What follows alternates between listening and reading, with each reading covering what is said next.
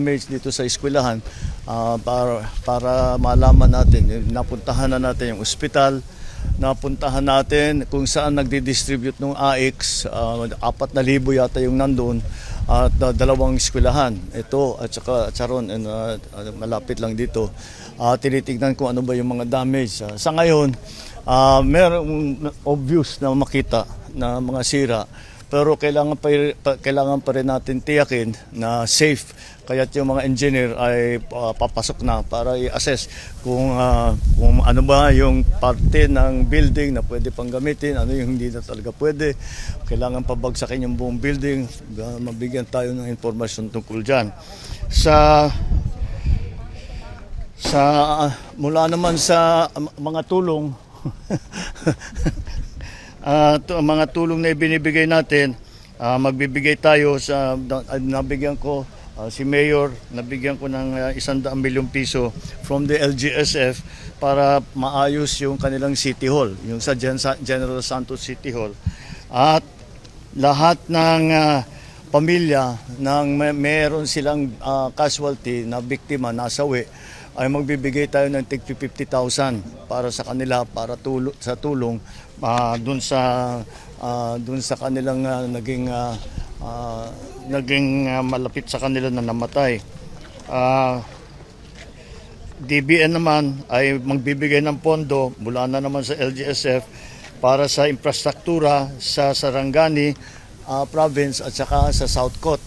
At meron din damage doon, pero dito talaga ang pinaka-Sarangani is really the hardest hit. Ang report sa akin doon sa power supply ay we are up to 85% back to full performance. Meron pa tayong mga inaantay.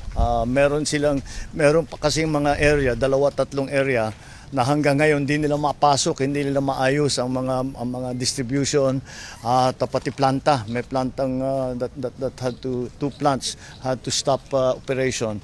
Hindi nga nilang mapasok sa ngayon dahil barado pa yung kalsada, either nasira yung kalsada o nagka-landslide, kaya hindi makapasok pa yung ating mga vehicles. Those areas naman na hindi kayang pasukin ng mga sasakyan para sa mga engineer natin, para sa mga magbubuo ulit ng mga sistema natin, ay yung relief goods. Nakapag-deliver na tayo, nag-helicopter na tayo, places like Glan na hindi pa hanggang ngayon walang road passages. So pero nang-report sa akin ang AFP na nakapag-deliver sila ng pagkain, nakapag-deliver sila ng gamot at kung ano yung mga lagi natin binibigay na pangangailangan sa mga tinamaan ng tinamaan itong sakuna na ito. Pati yung kausap ko yung mga teacher at sinabi ko sa kanila, alalahanin nila na traumatizing itong experience para sa mga estudyante, para sa mga bata. So bantayan din nila. We have a program sa DOH na tutulong sa mental health ng mga bata na dumaan sa ganitong klaseng experience. Kasi kahit kuminsan hindi nagsasabi yung bata, kailangan, sabi ko, bantayan din nyo na mabuti. Pag may nakita kayo na nangangailangan ng tulong, pwede naman kami tumulong sa DOH. Yung mga teacher mismo, ang gagawin nila, meron silang training after this. Magte-training sila para diyan, precisely para makausap, provide a little therapy sa ating mga estudyante. That is one of the main concerns. Kuminsan hindi masyadong napapag-usapan yan. The communication is back. Kompleto na naman ulit yung communication. Ang binaayos pa ngayon ay yung water supply. Medyo nabitin ang water supply.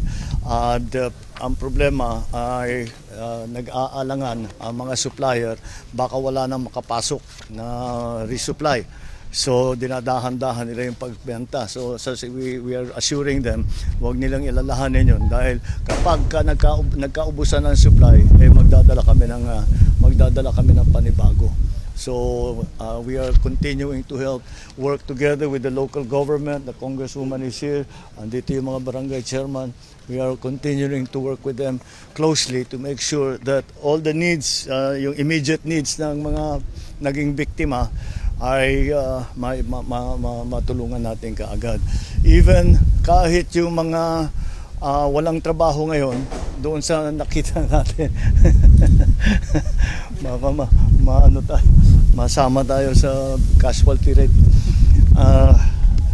Doon yung mga nakita natin, also the teachers, na sabi ko sa kanila at saka sa lahat ng mga iba ay so yung mga mag-report sila, yung mga bahay nila, yung mga personal homes nila, kung kailangan nila ng tulong, NHA, papasok ang NHA para tulungan sila. Doon sa dati yung isang pinuntahan namin school kung saan nagdi-distribute ng tulong, pati yung mga out of work ngayon dahil nagsara ang mga tindahan, hindi sila nagtatrabaho and no work no pay yan.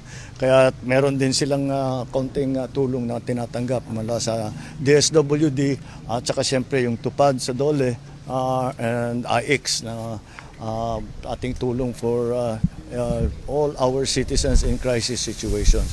So patuloy lang ang ating ginagawa. We are still trying to assess trying to assess the buildings that have been damaged. What is the nature of the damage? What do we need to do to put them back into service? Whatever, yun ang ating unang ginagawa. Of course, the first step was always mag-provide ng relief goods, mag-provide ng healthcare at evacuation. So that is now we are also working to very quickly open lahat ng mga daanan para kung kahit saan makapasok na yung mga sasakyan natin, magdala ng tulong, mag-ayos ng mga electricity, ng mga water system at mabilis na ang pagdala ng serbisyo rito. So that's the situation right now, and we hope we will not feel any more aftershocks and we can continue to work to bring whatever the needs are of those who were victimized by this earthquake. Okay, thank you.